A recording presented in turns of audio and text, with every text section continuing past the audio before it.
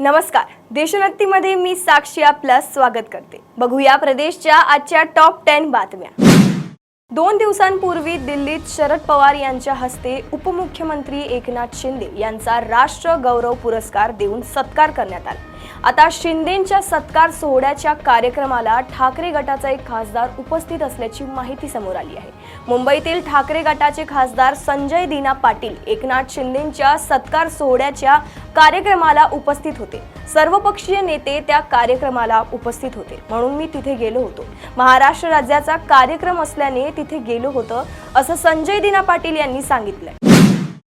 ठाकरे गटाचे नेते राजन साळवी हे एकनाथ शिंदे यांच्या शिवसेनेत प्रवेश करणार आहेत। आधीच कोकणात विधानसभा निवडणुकीत अपयश झाल्यानंतर त्यात राजन साळवी यांनी पक्ष सोडण्याचा निर्णय घेतल्याने ठाकरे गटासाठी हा मोठा झटका मानला जात आहे।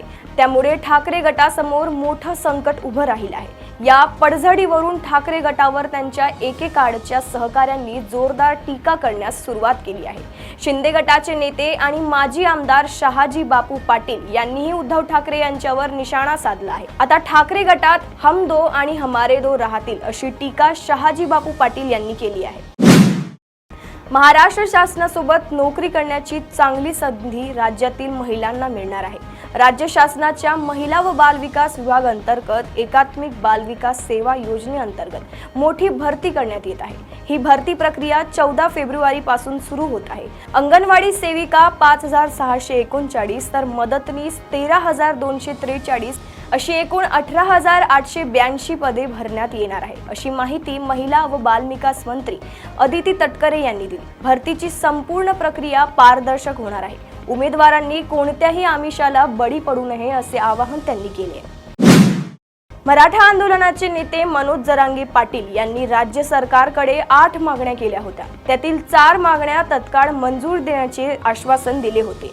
त्या 4 पैकी 2 मागण्या शासनाने मान्य केल्या आहेत। शिंदे समितीला मुदतवाढ दिली आहे, परंतु सरकारने ठरल्यानुसार 4ही मागण्या मान्य करा असे मनोज जरांगे पाटील यांनी म्हटलंय। परंतु मनोज जरांगे पाटील 15 फेब्रुवारी पासून पुन्हा उपोषण सुरू करणार होते। आता उपोषण पुन्हा करणार का यावर आज गावकऱ्यांशी बोलून निर्णय घेणार असल्याचे मनोज जरांगे पाटील यांनी म्हटलंय।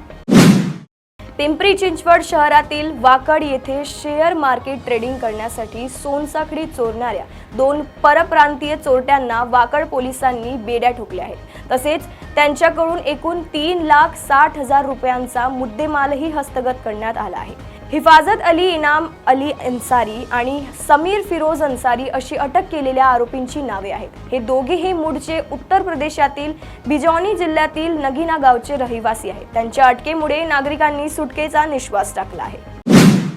राहुल सोलापूरकरांच्या वक्तव्यामध्ये काहीच आक्षेपार्ह आढळले नसल्याचे विधान पुण्याचे पोलीस आयुक्त अमितेश कुमार यांनी केले होते। अमितेश कुमार यांच्या या वक्तव्यावरून राष्ट्रवादीचे आमदार अमोल मिटकरी यांनी त्यांच्यावर जोरदार टीका केली। तर शिवसेना ठाकरे गटाचे खासदार संजय राऊत यांनी साहित्य संमेलनाला दलालांचे संमेलन असे संबोधले होते। यावरून अमोल मिटकरी यांनी संजय राऊत यांच्यावर निशाणा साधलाय। तर लवकरच अजित पवारांच्या राष्ट्रवादीत मोठ्या प्रमाणात इन्कमिंग होणार असेही त्यांनी म्हटलंय।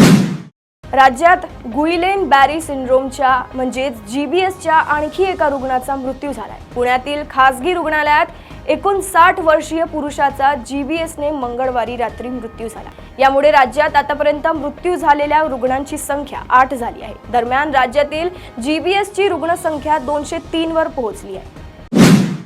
राज्याचे उपमुख्यमंत्री एकनाथ शिंदे यांना शरद पवार यांच्या हस्ते पुरस्कार गौरवण्यात आला। यानंतर महाविकास आघाडीतील शिवसेना आणि राष्ट्रवादी काँग्रेस पक्षात वाद सुरू झाला आहे। यावर संजय राऊत यांनी शरद पवारांवर जोरदार टीका केली होती।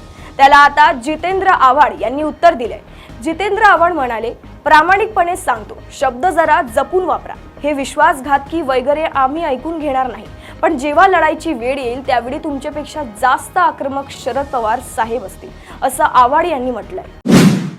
लांजा राजापूर मतदारसंघाचे माजी आमदार राजन साळवी यांनी 2024चा पराभव जिवारी लागला असल्याचे सांगत माजी खासदार विनायक राऊत माझ्या पराभवाला कारणीभूत असल्याने आपण शिवसेना ठाकरे गटातून बाहेर पडल्याचे सांगितले। एकनाथ शिंदेंसोबत झालेल्या बैठकीनंतर साळवींनी ठाकरे शिवसेना पक्ष का आणि कोणामुळे सोडला हे स्पष्ट केलंय।